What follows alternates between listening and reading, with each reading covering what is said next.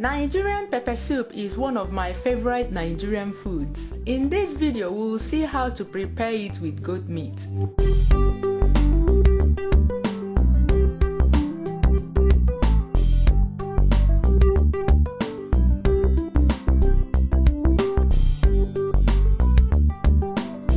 I love my pepper soup with agidi, so I make some and set it aside to cool down and set.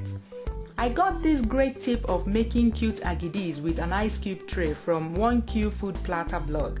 I'll leave the link to that blog in the description of this video. To make the goat meat pepper soup, peel and grind the ehu seeds. To get the classic taste of Nigerian pepper soups, this is the one ingredient you need.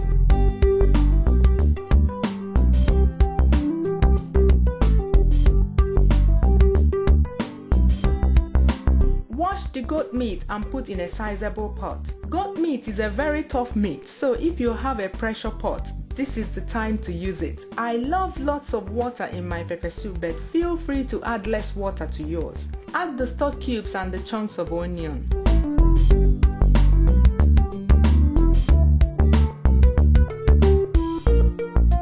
When the meat is done, remove the chunks of onion. I normally use chunks of onion when I don't want pieces of onion in what I am cooking.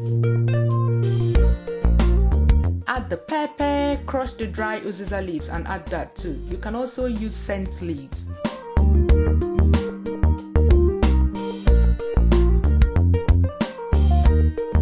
Add the ground ehu seeds and salt to taste.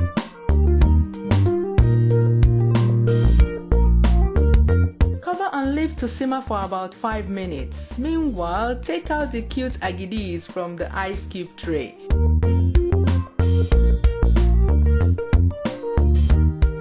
Serve the pepper soup piping hot with the agidi. That's it. See you soon.